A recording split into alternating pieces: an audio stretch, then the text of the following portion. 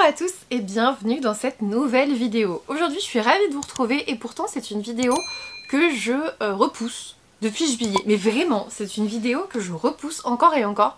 J'ai eu un blocage, je vais vous le dire, j'ai eu un blocage sur le fait de faire un point lecture. Je ne sais pas pourquoi, je ne sais pas comment.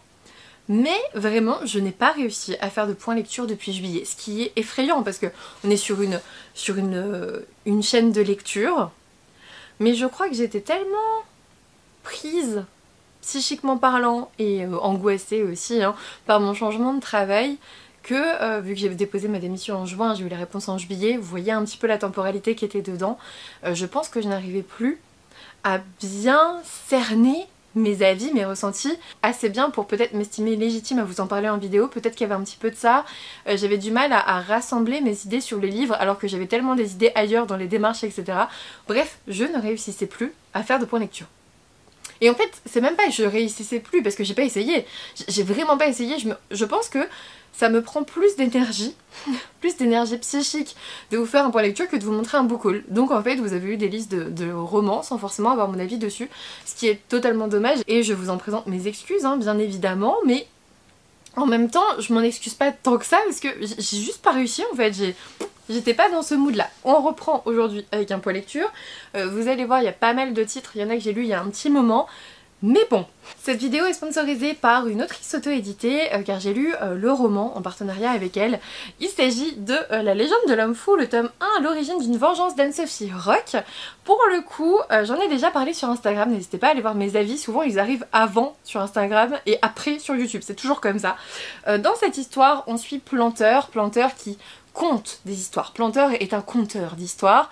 On est dans un univers assez particulier où vous avez eu globalement une espèce de putsch, c'est-à-dire qu'on avait une royauté qui s'est fait défoncer, voilà, il n'y a pas d'autre mot, par un nouveau tyran. Voilà, donc là on est dans un royaume avec un super méga tyran et on a Planteur qui est le conteur, qui va conter des histoires et notamment l'histoire du tyran tel qu'il veut l'entendre. Il a des amis qu'on apprend à connaître petit à petit, il y a des certaines formes de magie aussi qui étaient très intéressantes. Il n'y a pas, alors moi personnellement ça m'a beaucoup changé de mes lectures habituelles, je lis très peu de fantaisie adulte et encore moins de fantaisie adulte sans romance. Et là ici c'est ça, c'est pour ça que je vous le précise, je me dis les personnes qui en ont marre de lire de la romantasy, il y a de la fantaisie aussi, sans romance, avec des bandes d'amis, on va dire, comme par exemple dans Jemae, il n'y a pas de romance, par exemple d'Audrey Vestel-Dinger, là aussi de l'auto-édité, et je sais que certains d'entre vous en sont très friands, c'est pour ça que je le dis dès le début. On est dans une histoire avec Planteur, avec ses amis, avec une certaine forme de magie, dans un royaume dirigé par un tyran abominable.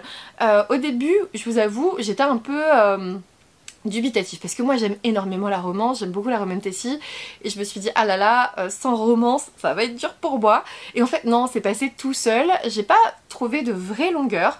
J'ai bien aimé l'histoire, j'ai bien aimé surtout, en fait vraiment ce qui m'a saisi et ce que j'en retiens encore aujourd'hui, c'est que le dénouement était surprenant et ça c'était chouette. Je m'attendais pas du tout à certaines révélations, mais vraiment je les ai pas vues venir, mais vraiment de loin, j'ai rien vu venir. Il y a des choses en fait je croyais les voir venir, mais tellement pas, j'avais tellement pas vu la fin, le dénouement et tout ça. Vraiment, je sais pas comment elle a fait, je ne sais pas comment l'autrice a fait. De 1, elle m'a fait aimer un univers de fantasy sans romance, franchement bravo. Et de 2, je n'ai pas vu les surprises arriver, j'ai pas vu le dénouement surprenant, je n'ai pas vu la fin venir, mais pas du tout. Mais je pense que c'est impossible de le voir venir d'ailleurs, enfin impossible. Rien n'est impossible, mais vous voyez ce que je veux dire, franchement, je pense qu'elle ne nous met pas non plus suffisamment d'indices pour qu'on puisse voir venir les choses, et ça c'est très chouette, j'aime beaucoup être surprise, c'est un mécanisme que j'aime énormément, et qui ravive mon intérêt pour une lecture. À chaque fois, moi, une lecture est addictive si je réussis à être surprise, et du coup j'ai envie d'en savoir plus. Là, finalement, il y avait un petit peu de ça. Au niveau de l'auto-édition, il y a quelques fautes, je peux pas vous le cacher, il y a quelques fautes d'orthographe, il y a quelques fautes, il y a des coquilles en fait, quelques coquilles, mais j'en ai déjà vu plus dans des livres publiés par des maisons d'édition. Donc c'était pas non plus choquant, genre toutes les pages, tous les paragraphes, loin de là. Il n'y avait pas non plus de faux raccords, c'est-à-dire que il n'y avait pas de parties qui manquaient ou des choses comme ça comme on a déjà vu chez certaines maisons d'édition. Donc bon, franchement, je m'appesantirai pas là-dessus, c'est pas non plus quelque chose d'incroyablement mal corrigé ou quoi que ce soit, pas du tout. pas du tout.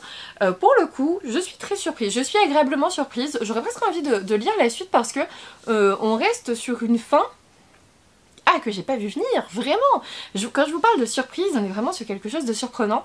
Et on est dans un royaume aussi qui est assez différent de ce qu'on a l'habitude de voir. Je trouve que la question aussi de la représentation est importante dans ce royaume. Bref, j'ai trouvé ça très chouette, très bien fait. Je vous le conseille, j'ai bien apprécié ma lecture. Ensuite, de chez Korrigan, j'ai lu Le cœur du prince corbeau de Tessonja Odette. Je le redis pour ceux qui n'auraient pas vu certaines de mes vidéos précédentes. Celui-ci est un tome 1 chez Korrigan, c'est-à-dire en France. En pays anglophone, on est sur un tome 2. Le tome 1 c'est Le destin du roi loup qui vient juste de sortir qui va juste sortir en France en octobre. Moi je l'ai reçu mais il n'est pas encore sorti je crois. Il me semble qu'il sort que la semaine prochaine. Franchement, lisez peut-être Le destin du roi loup avant Le cœur du prince corbeau parce que dans Le cœur du prince corbeau on sait qu'on retrouve, en fait on vous le dit, on retrouve des éléments du tome 1, donc du destin du roi loup, et c'est un peu dommage pour un tome 1 en France. Voilà, c'est un petit peu ce qui m'a dérangé, c'est que j'ai dû passer des paragraphes parce que ça me saoulait de me faire spoiler le destin du roi loup. Même si en fait le destin du roi loup c'est une réécriture de La Belle et la Bête et que tout le monde connaît la finalité, il y a quand même des relations avec des personnages de celui-ci que j'avais pas envie de savoir avant de lire le premier tome. Vous voyez ce que je veux dire? En tout cas dans Le cœur du prince corbeau, vous ne l'avez peut-être pas remarqué, mais c'est une réécriture de Cendrillon. Je suis pas fan de Cendrillon, je vais pas vous le cacher, j'ai jamais trop aimé Cendrillon, je la trouvais un peu potiche. Désolée pour tous les fans, vraiment, désolée, le prenez pas personnellement, j'aimais pas. Franchement, Ariel et Cendrillon et Blanche-Neige et Aurore, j'ai pas aimé. Voilà, c'est tout. Je sais pas, j'ai des exigences en princesse Disney, j'en suis navrée. Mais vraiment, Cendrillon, j'y avais jamais compris. En fait, c'est pas vraiment potiche, c'est vraiment... Je comprenais pas pourquoi elle se laissait autant faire par sa famille. Ça me saoulait. Pourquoi est-ce que tu te laisses faire par ta belle-mère? Rebelle-toi en fait à un moment donné. Et ce livre vous dit pourquoi elle ne se rebelle pas. Et ça a magnifié Cendrillon pour moi. Globalement, j'ai bien plus apprécié la Cendrillon de cette réécriture. En fait, ça m'a fait aimer Cendrillon, objectivement. En plus, le prince est loin d'être idiot aussi. Il est trop... Ah, j'aime trop le prince, il est bienveillant, il est intéressant. En fait, moi vraiment ce que j'aime actuellement, et c'est ce que je vous dis beaucoup, c'est quand je lis une romance et qu'il y a de la bienveillance. Qu'il n'y a pas tout ce qui est dans les relations toxiques, etc. qui passe maintenant en dark romance, et ça c'est plutôt cool parce qu'au moins on sait ce qu'on lit. Vraiment on est dans des romances qui ne sont plus comme avant. Avant on était sur une influence masculine importante avec la petite jeune et tout. Là on commence à changer un petit peu je trouve au niveau des romances actuelles. Et on est dans une romance bienveillante avec une femme forte, avec un jeune homme respectueux et plutôt cool en plus. Franchement j'ai bien aimé. J'ai bien aimé. Et j'ai même mis un petit signet comme quoi franchement il m'a bien plu. On est avec, comment elle s'appelle? Avec Ember. Ember qui finalement par un concours de circonstances va devoir se faire passer pour la petite amie du prince corbeau. Je peux pas trop vous dire comment ça se passe mais franchement elle est pas passée loin du désastre la petite Ember. On est bien sûr avec sa belle-mère horrible et ses deux demi-sœurs qui sont pas forcément très agréables mais pas non plus. Vous savez, il y a ce côté je trouve chez les demi-sœurs de Cendrillon qui fait qu'elles sont pas totalement méchantes. Il y en a une qui est plus méchante que l'autre. Je me souviens plus. Je crois que c'est... Anastasie est moins méchante je crois, il me semble. Bref, là elle s'appelle pas comme ça bien évidemment, mais il y en a une qui est un peu plus adaptée, je trouve, un peu moins méchante que l'autre quand vous les séparez toutes les deux. Et finalement la belle-mère est toujours aussi marâtre, hein, elle est toujours aussi horrible, ça ne change pas, on change pas les classiques. Le père est décédé, bien évidemment, comme d'habitude. Et le prince est plutôt chouette. Ah, on était sur un petit book boyfriend là, je vais pas vous le cacher, il était très chouette. J'ai beaucoup aimé cette romance bienveillante, j'ai beaucoup aimé cette réécriture de Cendrillon. Je vous le dis, ça m'a fait aimer Cendrillon en fait. Donc, si vous n'êtes pas trop Cendrillon, foncez, ça devrait vous plaire. Vraiment, il y a des choses en fait qui manquent dans l'histoire de Cendrillon, qui sont ici. Comme tout ce que je vous ai dit au début, le pourquoi elle peut pas se rebeller et plein de choses comme ça. Et ça c'est très chouette, c'est vraiment très bien. Maintenant lisez-le plutôt en tome 2, Le destin du roi loup avant, parce que là-dedans ça vous spoil un peu le destin du roi loup, c'est quand même dommage. Voilà, mais si vous n'êtes pas intéressé par la réécriture de La Belle et la Bête parce que vous estimez que vous en avez trop lu parce qu'il y en a eu beaucoup ces dernières années, on va pas se mentir, clairement lisez-le de façon isolée, il n'y a pas de souci non plus. En fait les histoires sont globalement indépendantes, c'est comme dans Rose éternelle et Murmure de l'océan, les histoires sont indépendantes, mais vous retrouvez certains personnages du tome d'avant, ce qui fait que en effet vous pouvez être spoilé du tome d'avant. Mais si vous comptez pas le lire, ça passe. Ensuite, j'ai enfin découvert La passeuse de mots d'Alric et Jennifer Twice chez Hachette. Je dis enfin car j'ai ce roman depuis sa sortie. On est avec, comment elle s'appelle déjà, Aria. Oui c'est ça, Aria. Aria qui est passionnée de livres depuis toujours. Elle est, en plus franchement le tout début, il est orienté vraiment lecture. Il est orienté lecture et Aria, elle vit dans un royaume, il y a la paix, etc. Tout se passe bien, machin. Et d'un coup, il se passe quelque chose. Et Aria va être propulsée, on va dire, comme la passeuse de mots, c'est-à-dire que elle va se découvrir une destinée qui est importante pour le royaume, pour la survie du royaume d'ailleurs, et elle va manier une certaine magie qui est liée aux mots, la passeuse de mots, vous voyez ce que je veux dire. Elle va manier une certaine magie liée à tout ça, et... ah c'était trop bien. Elle a ce personnage aussi qui la guide, dont j'ai oublié le prénom, pourtant je l'adore ce gars. J'ai oublié. Oh merde. Franchement j'aime trop ce gars, il était trop bien, il est drôle en fait. Kylian. Il apporte vraiment un degré d'humour à ce livre qui... je n'ai trouvé aucune longueur. J'ai entendu parfois certains dire « oh c'était long, je me suis ennuyée et tout ». En effet c'est une pavasse, je ne me suis pas ennuyée une minute. Il me semble que je l'ai aussi écouté un peu en audio. Parce qu'à ce moment-là je faisais encore la route, mais vraiment Kylian m'a beaucoup fait rire, c'était trop bien. En fait on est dans une sorte de quête, elle part en quête de mots on va dire pour travailler sa magie et pouvoir faire quelque chose pour le royaume parce qu'il s'est passé des trucs. Et en gros elle va rencontrer plusieurs types de personnages au gré de sa quête, et j'ai beaucoup aimé le développement de chacun de ces personnages. J'ai beaucoup aimé sa façon de voir le monde, sa façon de voir les choses, sa façon d'être elle-même. J'ai beaucoup aimé Kylian et son humour et son cynisme et tout. Enfin franchement ce personnage est pépite. Ouais, franchement j'ai beaucoup aimé cette histoire. Je me freine sur le tome 2 pour l'instant parce que franchement peut-être édition collector ça peut être chouette. En vrai, mais ouais je me freine un peu sur la saga parce que ce sont de gros pavés et que je suis déjà pas mal en retard au niveau des SP, donc j'essaye d'avancer là dans mes SP pour être tout à fait honnête avec vous. Mais trop belle saga, trop bonne saga, franchement je ne suis vraiment pas déçue et je me demande pourquoi j'ai attendu aussi longtemps. C'était addictif, c'était génial, c'était un petit coup de cœur, une très bonne lecture, je saurais pas trop comment le ranger, peut-être une très très bonne lecture en tout cas pour moi, et j'ai hâte de le faire dédicacer. En réalité j'avais déjà rencontré Jennifer et Alric Twice qui sont très très gentils, à qui j'ai pu parler sur les réseaux sociaux etc. Je les avais rencontrés à Montreuil l'an dernier, clairement je les avais rencontrés alors que j'avais même pas lu leur livre. Là, franchement, il faut que je les voie, il faut qu'on parle. Ensuite, j'ai eu le bonheur de lire Fae de Marine Kelada, son petit dernier Fae. C'est de l'auto-édition, hein, toujours de qualité. Regardez-moi cette couverture, c'est splendide. Dans Fae, on suit JC qui depuis toujours a une maladie incurable. Les médecins ne savent pas lui dire quelle maladie elle a, ils savent juste qu'elle va en mourir. C'est très bien. Et depuis... je sais plus si c'est des mois ou des années, mais depuis quelques temps, elle fait des cauchemars, et c'est en gros, enfin un cauchemar en fait, un cauchemar prédominant, c'est toujours globalement le même. Elle est dans une situation terrible, au fin fond d'une forêt, dans un lieu qu'elle a fini par identifier, et du coup, vers ses 18 ans, il me semble qu'elle est orpheline d'ailleurs, elle grandit en orphelinat, et elle finit par aller dans la contrée dont elle rêve, même si... ça lui annonce pas forcément un très bon présage, hein. Vraiment le cauchemar dans cette contrée t'évite peut-être un peu d'y aller. Et elle va vite se rendre compte qu'il y a, en fait, dans le roman il y a une double temporalité, il y a des liens avec le passé, des légendes et tout. Non c'est trop bien. On est bien sûr sur une sorte de fae telle qu'on en parle dans les légendes écossaises. Ah j'ai peur de me tromper, mais en tout cas tel qu'on en parle dans les légendes et pas forcément tel qu'on les voit actuellement aussi beaucoup en Roman Tessie. Je sais pas si vous saisissez la différence, mais il y en a une.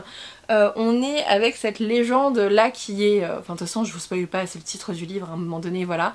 J'ai été émue, mais pas aux larmes. J'ai beaucoup aimé, j'ai adoré. De toute façon, pour le moment, j'ai lu 3 livres sur 6 de Marine Kelada et j'ai adoré les 3. Doulahan en premier, d'ailleurs on le relit en octobre, si vous voulez rejoindre la lecture commune, on le relit pour Halloween. Même si je l'ai pas mis dans ma pioche à lire d'Halloween, voilà, on est plusieurs à le relire. Ou à le lire, à le découvrir. Je mettrai celui-ci en deuxième, parce que vraiment... il y avait une addiction et j'ai beaucoup aimé la romance aussi, il y a toujours une romance avec Marine Kelada, il faut le savoir, qui était bienveillante aussi. Et troisième maudit, mais parce que faut bien un troisième en fait.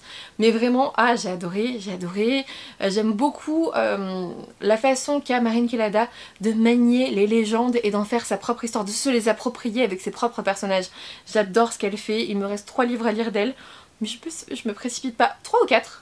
je ne sais plus, mais il m'en reste pas beaucoup, 3 ou 4. Qu'est-ce que 3 ou 4 livres? Pas beaucoup, hein, à l'échelle de mes book hauls, vraiment pas grand chose. Et je me freine un peu parce que pour moi c'est comme... C'est une autrice doudou, c'est une autrice chouchou de 1, j'aimerais beaucoup la rencontrer. Marine, si tu passes par là, vraiment, il faut qu'on se rencontre en salon, vraiment. J'en peux plus qu'on se loupe à chaque fois. Et en plus, vraiment, je sais que ça va me faire du bien. Je sais que prendre un livre de Marine Kelada, ça va me plaire. Je sais que ça va être soit une très bonne lecture, soit un coup de cœur. Et du coup... c'est ce genre de lecture doudou que je recherche parfois. Ensuite, ouais, ça va être un update lecture un petit peu long parce que j'en ai pas fait depuis 2 mois, 3 mois, je sais plus, depuis longtemps. J'ai lu en août Psychopompe d'Amélie Nothomb chez Albert Michel, c'est son nouveau, on y parle beaucoup d'oiseaux, hein, ça se voit, c'est sur la couverture.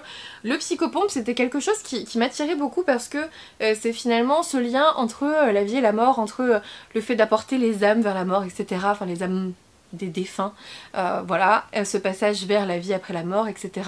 Maintenant j'ai été un peu décontenancée dans ce roman, alors j'ai aimé, je vais pas vous le cacher, j'ai bien aimé, ça m'a bien plu, j'ai mis un petit signet mais je ne sais plus pourquoi, tiens. Pourquoi? Ok, je me souvenais même plus avoir aimé cette phrase, bon bref. Et par contre, ce qui m'a un peu décontenancée, c'est justement la prédominance des oiseaux dans ce titre, en tout cas au début.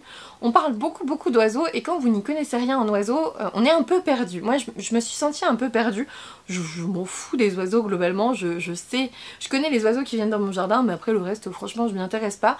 Pour ceux qui s'y intéressent, ça peut être cool parce que vous allez avoir plusieurs références, y a pas de souci. Mais quand tu t'intéresses pas forcément aux oiseaux, toutes les métaphores et tout ce qui se passe avec les oiseaux, à un moment donné, tu commences à saturer un petit peu. Et c'est quand j'ai commencé à saturer que c'est allé vers autre chose, en fait. Ça a changé un petit peu, je peux pas trop vous en dire sans spoiler. J'ai bien aimé, c'est pas mon préféré. C'est tout ce que je dirais en fait pour celui-ci, c'est j'ai bien aimé, ça parle un peu trop d'oiseaux au début, c'est ce que j'en retiens. Et peut-être pas assez, je pense qu'avec le mot psychopompe, je m'attendais peut-être à un peu plus de deuil ou de vie après la mort que j'ai peut-être pas eu assez à mon goût. Voilà, j'ai bien aimé, mais j'en garderai pas un souvenir impérissable. Ça c'est sûr. Ensuite, avant-dernier, après je parlerai de 2 tomes de saga parce que j'ai lu les tomes 2 et 3 en suivant. J'ai lu le livre d'Ève de Meg Cloutier aux éditions Hauteville. Hauteville, pardon, je sais pas pourquoi je dis Hauteville, je sais pas comment on dit, à l'occasion c'est comme ça. Dans cette histoire, je m'en souviens même plus tellement ça m'a marqué. On est avec Béatrice, on vous dit bibliothécaire dans un couvent retiré au fin fond de l'Italie au crépuscule du Moyen-Âge. Bon, on a des femmes qui arrivent... 2 femmes grièvement blessées qui se présentent aux grilles une nuit et qui ont un livre interdit parce qu'on est au couvent et que le livre d'Ève c'est pas forcément quelque chose de très catholique. Ça parle énormément religion, en même temps on est dans un couvent, on parle du livre d'Ève, vous voyez, sauf que je pensais pouvoir passer outre ça. J'ai pas réussi. Je crois vraiment que les livres sur la religion ne me plaisent mais pas du tout, que je suis pas du tout réceptive à ça. Ça n'est pas quelque chose qui vous incite à être religieux ou quoi, c'est vraiment juste la thématique de la religion. Vous êtes dans un couvent, il y a le livre d'Ève, on essaye de parler un petit peu côté... je peux même pas dire féminisme, parce que bon voilà, mais j'ai pas été réceptive du tout. J'ai même... En fait, j'ai même pas... Je l'ai abandonné. Pour être tout à fait honnête avec vous, je l'ai abandonné. Bah, regardez, il y a encore mon marque-page.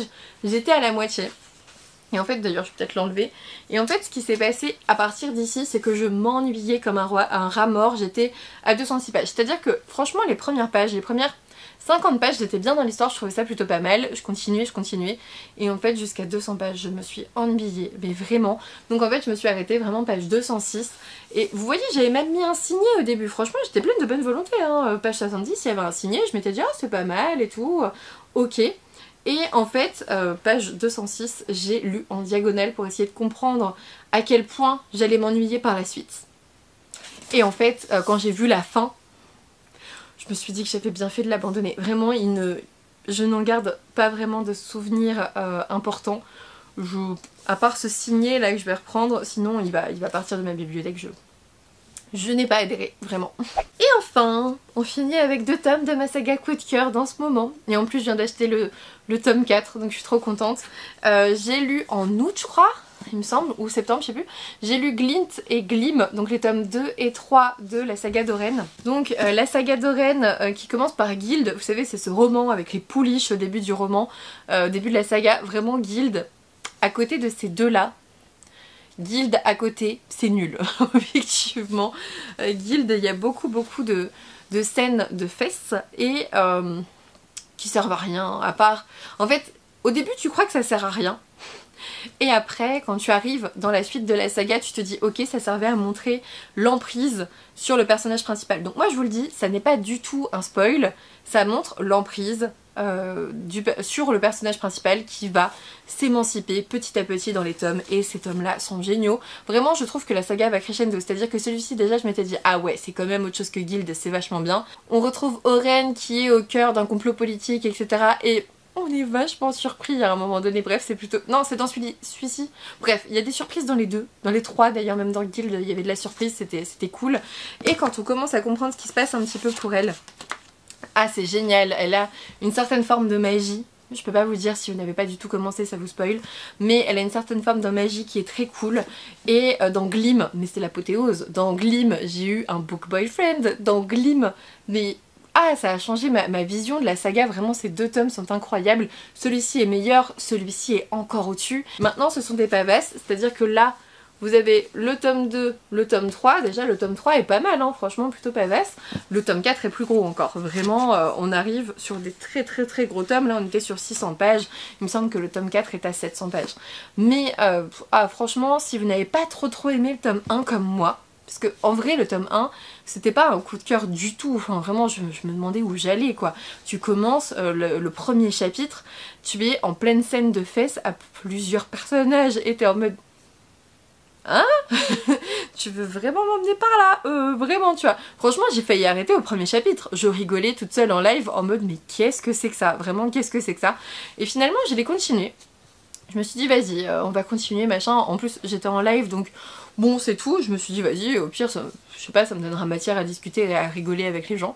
Et en fait en continuant, au fil du tome 1 tu t'aperçois que Oren elle va s'en prendre plein la tronche et que ça va l'obliger à se bouger. Ça va l'obliger à se bouger et aussi surtout à s'apercevoir que, parce qu'elle est quand même enfermée dans un château depuis longtemps, à s'apercevoir que dehors c'est pas comme ça que ça se passe et qu'il va se passer d'autres choses et qu'elle va devoir se mobiliser. Et ça change tout, ça change du coup dans Glint et encore plus dans Glim.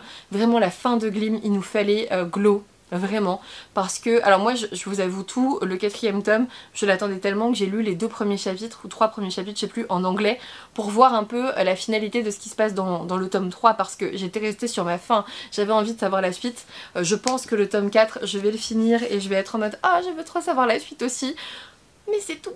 C'est la vie, c'est comme ça, c'est une saga coup de cœur, même si, vous voyez, c'est ça la particularité, je vous parle d'une saga coup de cœur, alors que le tome 1 n'était pas un coup de cœur, mais ça va tellement crescendo, c'est un coup de cœur. Vraiment, surtout ces deux-là sont des coups de cœur. Le premier, pas du tout, mais j'en parlerai quand même comme une saga coup de cœur.